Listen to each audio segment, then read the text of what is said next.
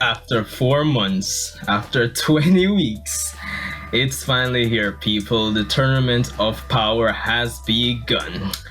Yo, Sanji Uche here, people, and I'm bringing you my review on Dragon Ball Super Episode 97, episode titled Survive, the Tournament of Power begins at last.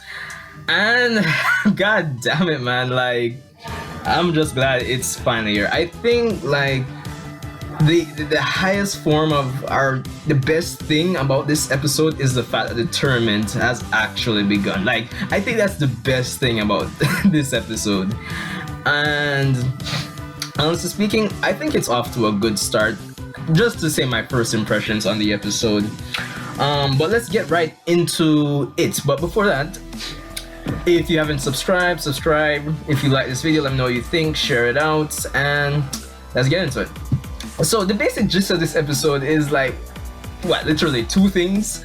One, we get reminded of the rules by the Daishinkan, the Great Priest, the Grand Priest, and there's a fight. That's literally the episode, in two parts, really and truly, because the first half of this episode is mostly the Daishinkan going over the rules, and then we're presented with this, this brawl. It's not really, I don't know why they call it the Tournament of Power if it's this free fall. It feels like while watching this episode, I was playing Smash Brothers with some friends. That's literally what this episode was, honestly speaking.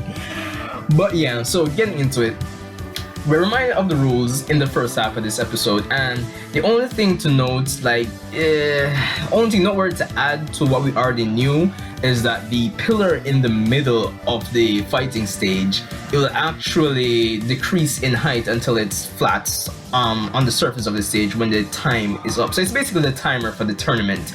So once that's basically all the way in the ground, the fighters will know that the tournament is over. I must say the art in this episode was pretty decent. There were some shots that were a bit iffy to me, honestly speaking. There was this one scene where Goku's deflecting these green ki blasts, and it was a bit wonky there for me personally, at least. But all in all, I thought the art was pretty good. The choreography, which I think is the should be the central focus when it comes to tournaments like this.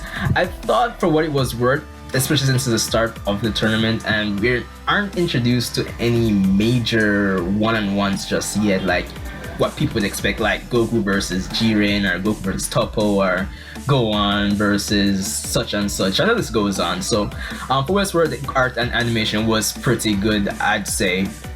Nothing too world-shattering as we'd come to expect with early Super.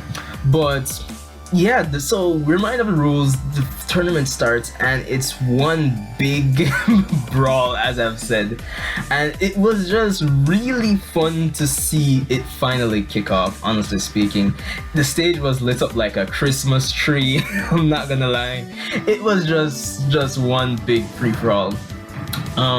One thing I must say I loved about this episode is that the characterization for the characters that we know and love, it hasn't really changed, such as, Goku's gonna go off by himself, which he did.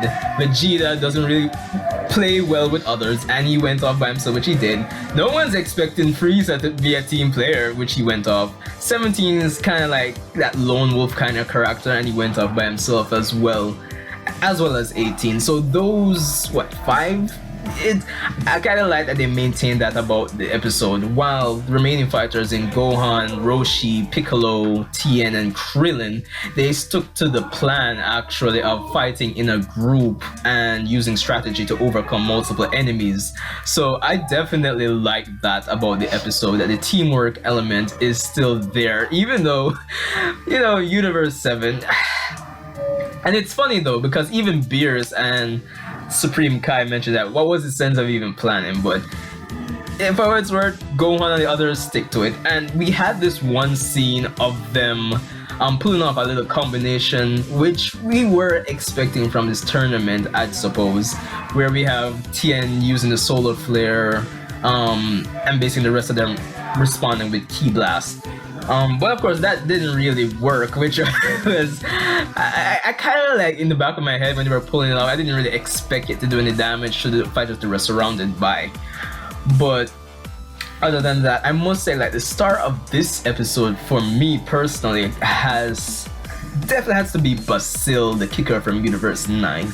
He definitely stole the show as he went up against this girl from Universe 3, if I'm not mistaken. No, sorry, Universe 10. And it's funny because I'm pretty sure everybody expected the first person to get knocked off the ring would be a fighter from Universe 10, which it was funny.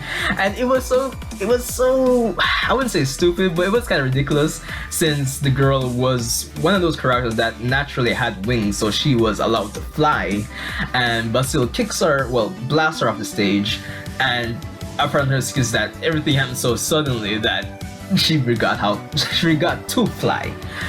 But one thing I liked about the episode as well is that, and this was to be expected, in that what happens to the fighters once they drop off the ring? And we got the answer to that question. Apparently they just get relocated back to their sections of the bench that's orbiting the ring, which it was kind of anticlimactic, I'd say, but I guess as a friend of mine pointed out, it's kind of, I guess,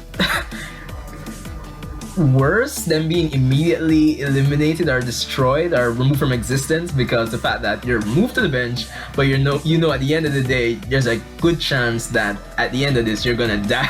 Like, so it's kind of worse in a sense, kind of wacky, I suppose, but it's Dragon Ball, so to be expected. We got a little of hit in there. He had a one moment along with Basil where they took out this guy from Universe 3 who was trying to just the Mega Man universe, as people call it, Robot Masters universe, I guess, where he was trying to basically spin and get everybody off the stage. I don't know why the fighters that were there didn't just like jump. I know they can't fly, but jumping real high is still an option, but whatever, it is what it is.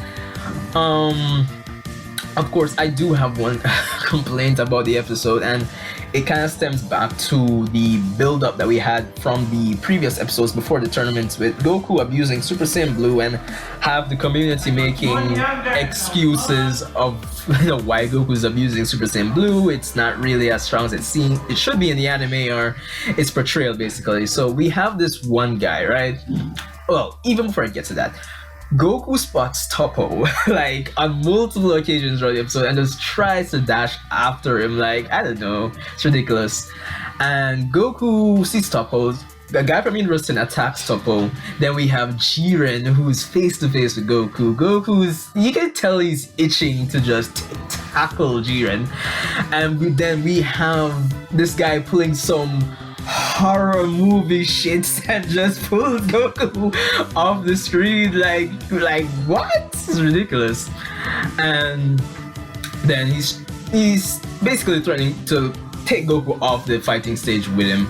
And just as he's about to do it, Goku pulls Super Saiyan Blue. And I'm saying to myself, like, he didn't really have to go that far. He could have just went Super Saiyan 1. So I think that was my only complaint about the episode. It's kind of making the form of Super Saiyan Blue. It continues to, I guess, belittle it. And I guess I can kind of see what they're trying to do. They're kind of making it more insignificant as they go along, and I guess it's building up to the reveal of Goku's, I guess, quote-unquote new form or new take on, I don't know what to call it. I know there was a poster that was revealed on Toei's Twitter, I believe, yesterday. I should probably do a video on that, shouldn't I? But whatever. But yeah, I guess that's what they're going for, but I don't like it, so there's that. Of course, Jiren was definitely, he didn't do anything this episode, but he definitely was in the spotlight as well, as he basically just did nothing and intimidated this one guy that was gonna like attack him. I thought it was pretty funny, honestly speaking. But really and truly, that's it. We have one big brawl, and we have the episode ending off with, if you see my video regarding episode 98 spoilers, you know this already. But by the end of this episode, we have Goku surrounded by about 6 or so fighters. Of course, by the time episode 98 comes out, that should be up to 8 based on the spoilers we got earlier this week. But that's where the episode ends, and all in all, as I said, I'm just glad that the Tournament of Power has finally begun. I think it's arguably the moment like a lot of the fan base has been looking forward to. The most I guess people have been expecting this for a long time. Like, people are looking forward to this like crazy. So I'm just hoping it pays off, honestly, people. I think it's off to a good start. And for what it's worth, 97 ranks as a good episode in my book. Of course, based on the preview for 98, we are kicking up to Super Saiyan levels of power as Goku and Vegeta transform into regular Super Saiyans based on the preview. And I must say, I kind of like the new ending. It's pretty cool. And as we mentioned in credits, I do realize they replaced Frieza in the opening as well. So there was that. But those little tidbits I'm mentioning, I guess I realized. But yeah, that aside, the ending was pretty chill. And I realized that they're really pushing Goku and Gohan as a team in the ending. I'm wondering if that's foreshadowing for something. I know we had that Goku saying, you know, to Gohan, we'll reach the next level together or something along those lines. But whatever.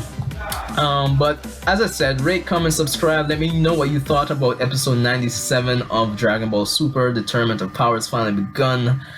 And I'll see you in the next one, people.